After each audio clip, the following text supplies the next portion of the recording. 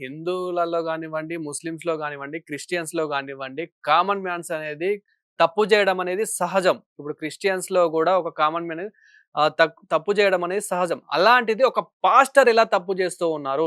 ముఖ్యంగా ఇప్పుడు ఇటీవల కాలంలోనే రీసెంట్‌గానే అభినయ్ దర్శన్ అని జెప్పేసి చాలా పేరు పొందిన వ్యక్తి, చాలా ఫేమస్ అయిన వ్యక్తి క్రిస్టియన్స్‌లలో, సోషల్ మీడియాలలో చాలా యాక్టివ్ ఉండే పర్సన్ సింపతి కోసం అని చెప్పేసి తన పైన తనే దాడి చేయించుకొని ఇది ఎంత వరకు కరెక్ట్ అంటారు?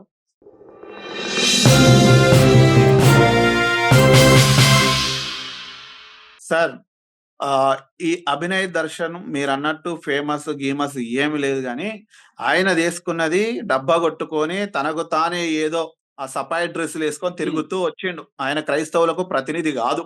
ఆయన హ్మ్. ఓ ఎమ్మెల్యే గాదు. ఆయన ఓ చైర్మన్ గాదు. ఓ వార్డ్ మెంబర్ గూడా గాదు. మైనారిటీ శాఖ వాళ్ళు గాని, లేకుంటే ప్రత్యేకంగా క్రిస్టియన్ మైనారిటీ చైర్మన్ అనో, క్రిస్టియన్ మైనారిటీ మినిస్టర్ అనో, లేకుంటే ఏదో ఒకటి అప్పజెప్పలేరు. ఆయన ప్రత్యేకంగా ఎన్నుకోబడలేదాయన.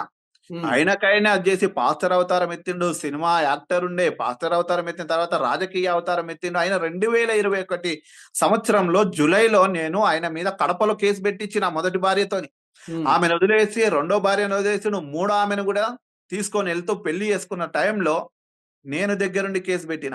సో, మేమే ఆయన పాస్టర్‌గా ఉండి బైబిల్ పట్టుకున్నాడు. ఇలాంటివి పనికిరావు. ఇతను కేవలం చెప్పడమే గాని, ఆ యొక్క బైబిల్ ప్రకారం బ్రతకడం లేదు. పాస్టర్ అనంటే 10 మందికి ఆదర్శంగా ఉండాలండి. హ్మ్.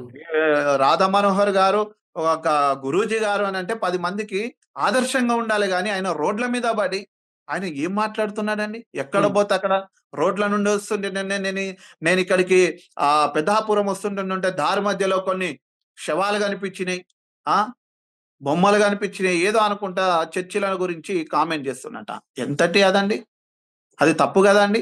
హ్మ్. ఒక క్రైస్తవుడు గూడా వెళ్తుంటుంటే మరి రోడ్డు పంట వస్తుంటుంటే చనిపోయిన కుక్కలు కనిపిస్తాయి, యూరిన్‌లు కనిపిస్తాయి, మలమూత్ర విసర్జనలు కనిపిస్తాయి. అవన్నీ పట్టుకొని వాసన చూస్తాడా? హ్మ్. చూడడు గదా!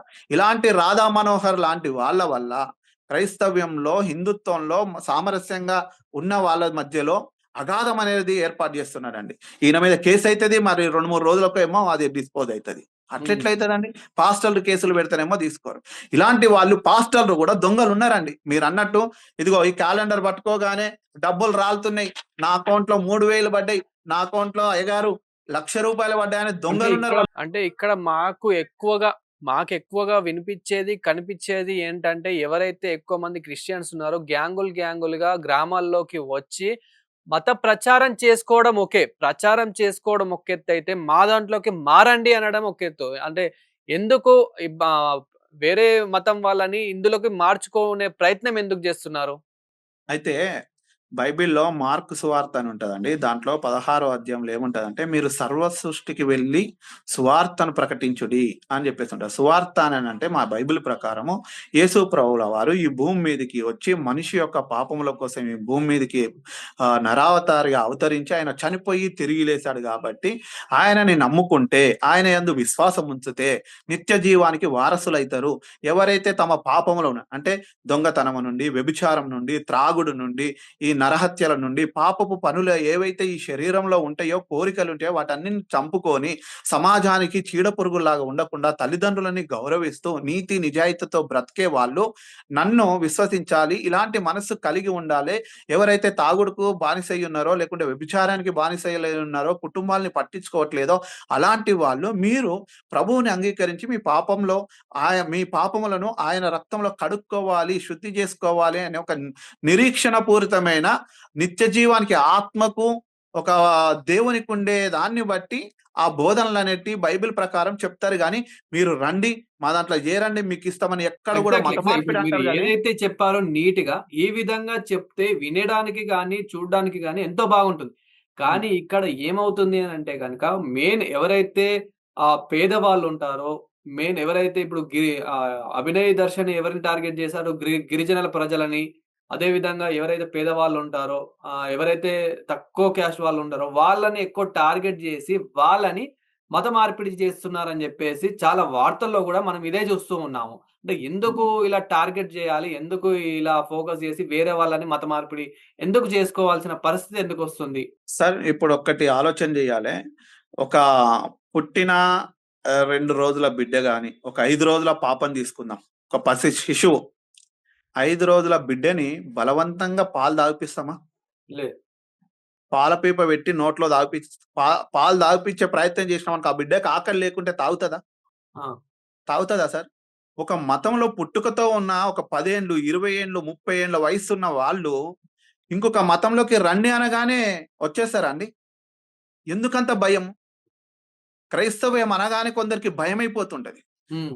బైబిల్ అనగానే భయమైపోతది. తగలబెడుతుంటారండి గుంపులు గుంపులుగొచ్చి. అందులో హ్మ్. ఏముందండి? నిన్ను వలె పొరుగువాని ప్రేమించుము.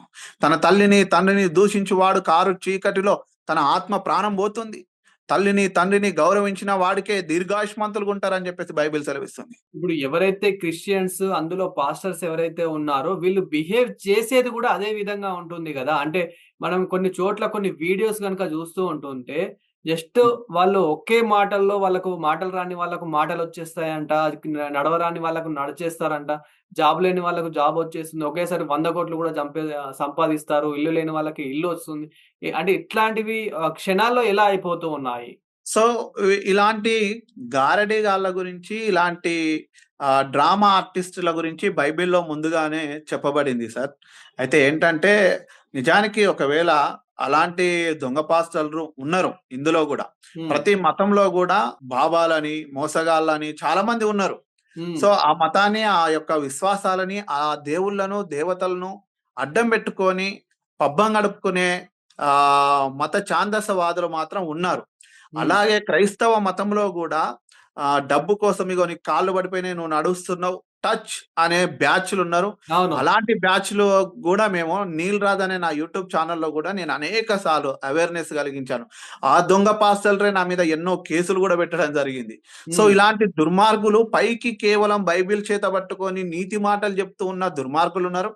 సో, అంటే అట్లాంటి వాళ్ళ వల్లనే ఇక్కడ మంచి వాళ్ళకి గూడా చెడ్డ పేరొస్తుంది. ఓకే. ఎవరిననాలండి? ఇప్పుడు మొన్న నేను ఒక ఇన్సిడెంట్ జెప్తాను. మల్కాజ్‌గిరిలో ఒక పూజారి ఏం జేశాడు, ఓ రోజు భక్తురాలు ఒకామె వస్తుంటుంటే ఆమె మెడలో బాగా బంగారం ఉన్నది. కనిపెట్టిండు. వారం, 10 రోజులు జూసిన తర్వాత ఆమెను కొట్టి చంపేసి డ్రమ్ములో యేసేసిండు. ఆమె మీదున్న నగలు తీసుకున్నాడు. తర్వాత దొరికిండు. జైలుకు పంపించారు. ఒక పూజారి చేసిన తప్పు. ఆ పూజారి చేసిన తప్పుకు ఇక మన భారతదేశంలో ఉన్న కొన్ని లక్షల కోట్ల గుళ్ళుంటాయి. సో, కొన్ని లక్షల మంది పూజారులుంటారు. అలా అని జెప్పేసి ఆ పూజారులందరిని నిందించాలనా? లేదు. అది తప్పు గదా! హ్మ్. నేనంటా ఒక క్రైస్తవుడుగా, ఒక క్రిస్టియన్‌గా సో, కొన్ని కోట్ల మంది ఆరాధిస్తున్నారు. హ్మ్. హిందుత్వంలో ఒక్కొక్కరు ఒక్కొక్క దేవతల్ని, దేవుళ్ళని పూజించే వాళ్ళున్నారు. ఒక పూజారి తప్పు చేసిండని జెప్పేసి హిందూ మతాన్ని దూషించడం అనేది తప్పంట. అవును. అది పాస్టరే గాని, ఆ దేవతల్ని గాని, దేవుళ్ళని గాని, కొన్ని కోట్ల మంది ఆరాధ్య దైవమైన రాముడిని గాని, హ్మ్. హనుమంతుని గాని, సీతాదేవిని గాని, ఏ విశ్వాసంతో ఉన్నారో గోవుల్ని పూజించే వాళ్ళున్నారు. సో, చెట్లను పూజించే వాళ్ళున్నారు. ఆ విశ్వాసాల్ని కించపరిచినట్టు నిజంగా మాట్లాడితే వాడు పాస్టర్ గాదు. అవును. దూషించమని, ఇతర మతాల్ని ద్వేషించమని, ఇతర గ్రంథాలని దూషించమని బైబిల్‌లో ఎక్కడ లేదండి. ఒక హ్మ్. 15 సంవత్సరాల క్రితం వెనక్కెళ్తే సోషల్ మీడియా, వాట్సాప్‌లు ఈ యొక్క ఇవి లేనప్పుడు ఈ ఫేస్‌బుక్‌లో ఒక 15, 20 సంవత్సరాలు వెనక్కెళ్తే ఇలాంటివి, ఇలాంటి ద్వేషపూరితమైన ట్రోలింగ్స్ గాని ఇలాంటివి లేవండి. Yes. Thank you. Thank you so much అండి. మంచిది సార్. Thank you. నమస్తే.